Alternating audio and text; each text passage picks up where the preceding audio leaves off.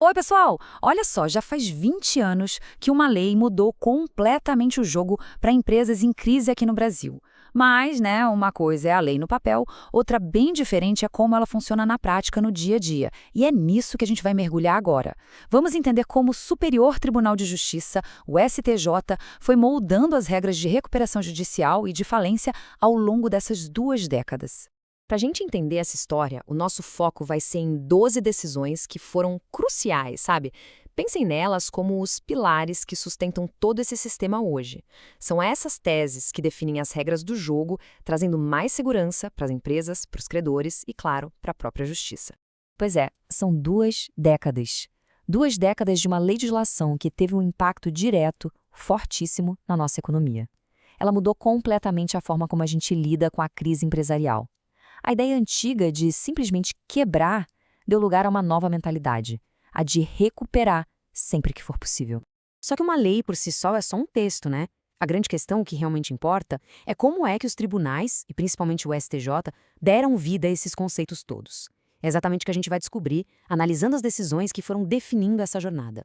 E para facilitar um pouco, a gente organizou essas 12 teses em 4 grandes blocos. Vamos começar pelo básico: quem pode pedir e onde. Depois a gente vê quais dívidas entram no plano. Aí, a parte mais delicada, a fila de pagamento dos credores. E para fechar, algumas regras processuais bem importantes. Bom, tudo começa com 2 perguntas bem simples, na verdade. Quem é que pode bater na porta da justiça e qual é a porta certa?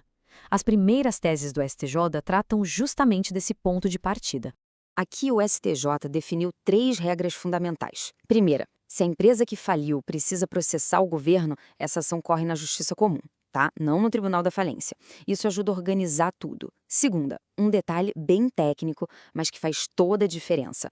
O pedido de falência só vale se a notificação de protesto for assinada direitinho por quem recebeu.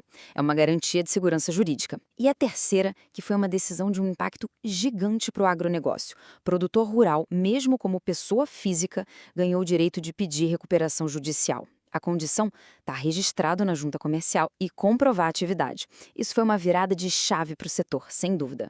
Ok, então o processo começou. Mas e aí, o que entra exatamente nesse pacote da recuperação?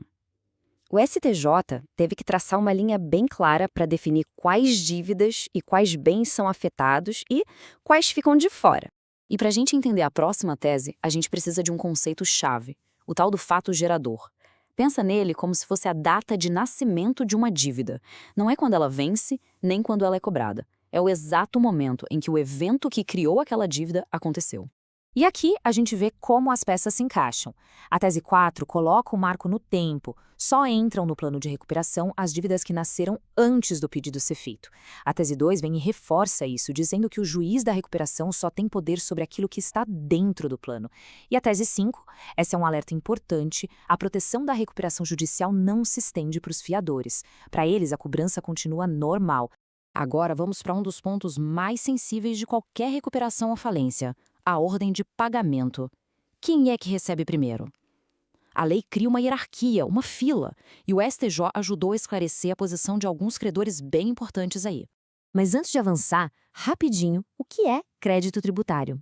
De forma bem simples, são todas as dívidas que uma empresa tem com o governo: impostos, taxas, contribuições. A posição do governo nessa fila de pagamento é sempre um tema super importante.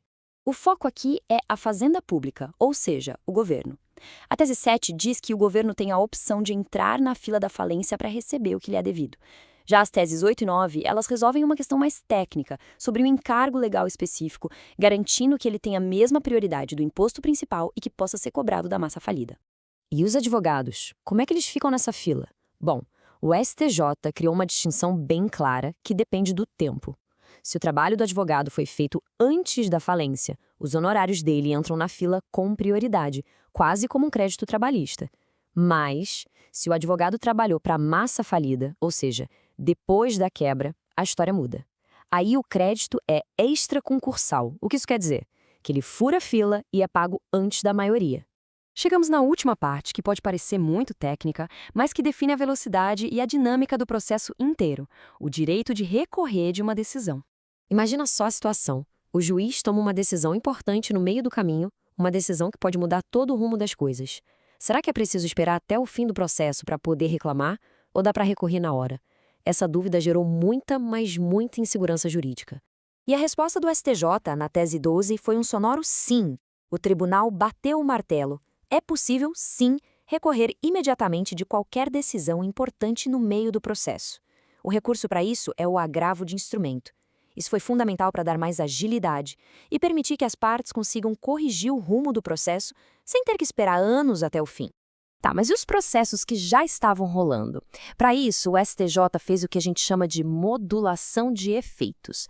É um nome complicado para uma ideia simples. A regra nova vale para todas as decisões futuras e para os recursos que já estavam na mesa esperando para serem julgados. Agora, para aquelas decisões antigas que não foram recorridas na época, a parte ainda tem uma chance de questionar lá no recurso final, na apelação. No fim das contas, o que a gente tem é que o conjunto dessas 12 teses funciona quase como um manual de instruções para a lei. Elas dão clareza, previsibilidade e estabilidade, tudo aquilo que é a base de um ambiente de negócios saudável, ainda mais em tempos de crise. E tudo isso nos leva a uma reflexão final.